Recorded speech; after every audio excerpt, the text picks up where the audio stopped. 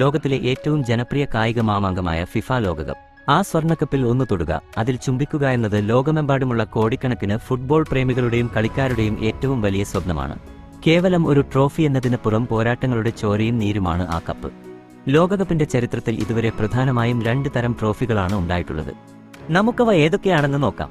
Channel ഇഷ്ടപ്പെട്ടാൽ subscribe ചെയ്യാനും share ചെയ്യാനും മറക്കല്ലേ. ചരിത്രത്തിലെ 2 ട്രോഫികൾ. ആദ്യത്തേത് ജൂൾസ് റിമെ ട്രോഫി. 1930 മുതൽ 1970 വരെ തുടക്കത്തിൽ വിക്ടറി എന്നറിയപ്പെട്ടിരുന്ന ഈ ട്രോഫി പിന്നീട് മുൻ ഫിഫ പ്രസിഡന്റ് ജൂൾസ് റിമെയുടെ ബഹുമാനാർത്ഥം പേര് മാറ്റുകയായിരുന്നു. 3 തവണ ലോകകപ്പ് നേടുന്ന ടീമിന് ഈ ട്രോഫി സ്വന്തമായി നൽകുമെന്ന് ഫിഫ പ്രഖ്യാപിച്ചിരുന്നു. അങ്ങനെ 1970-ൽ ബ്രസീൽ 3ാം തവണയും ചാമ്പ്യന്മാരായതോടെ ഈ കപ്പ് അവർക്ക് സ്വന്തമായി.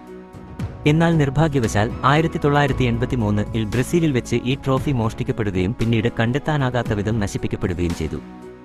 രണ്ടാമത്തേത് നിലവിലെ ഫിഫ വേൾഡ് കപ്പ് ട്രോഫി. 1974 മുതൽ ഇന്ന് വരെ ബ്രസീൽ പഴയ ട്രോഫി സ്വന്തമാക്കിയതോടെ 1974-ലെ ലോകകപ്പിനായി ഫിഫ പുതിയൊരു ട്രോഫി നിർമ്മിച്ചു.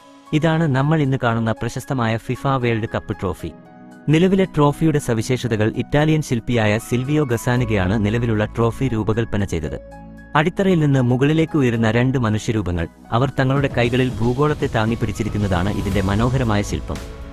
ഉയരവും ഭാരവും 36.5 സെന്റിമീറ്റർ ഉയരമുള്ള ഈ ട്രോഫിയുടെ ഭാരം ഏകദേശം 6.175 കിലോഗ്രാമാണ്. ഇതിൽ 18 കാരറ്റിന്റെ 4.9 കിലോഗ്രാം ശുദ്ധമായ സ്വർണം അടങ്ങിയിരിക്കുന്നു. ഈ ട്രോഫി ഉള്ളിൽ പൊള്ളയാണെന്നാണ് പറയപ്പെടുന്നത്.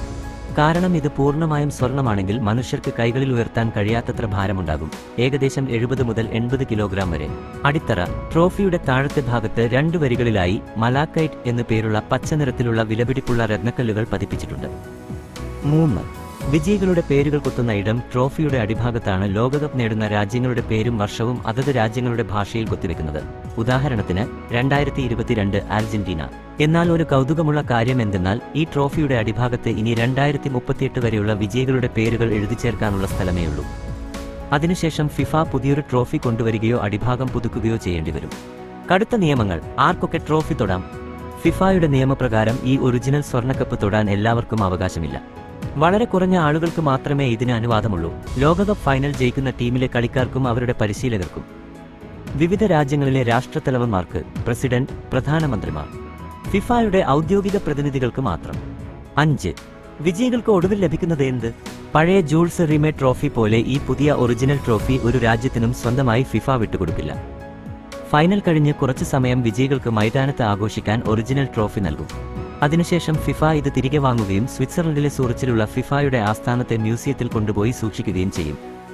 അതിനു പകരം വെങ്കലത്തിൽ നിർമ്മിച്ച് സ്വർണം പൂശിയ ഒരു തനിപ്പകർപ്പ്, റെപ്ലിക്കർ, മാത്രമാണ് വിജയിച്ച രാജ്യത്തിന് സ്വന്തമായി നാട്ടിലേക്ക് കൊണ്ടുപോകാൻ നൽകുന്നത്. ഒറിജിനൽ കപ്പ് മ്യൂസിയത്തിൽ ഇരിക്കുമെങ്കിലും അത് ഉയർത്തുന്ന ആ നിമിഷം, അത് നൽകുന്ന ആവേശം, അത് തന്നെയാണ് ഫുട്ബോൾ ലോകത്തെ ഏറ്റവും വലിയ രാജകീയ സിംഹാസനം.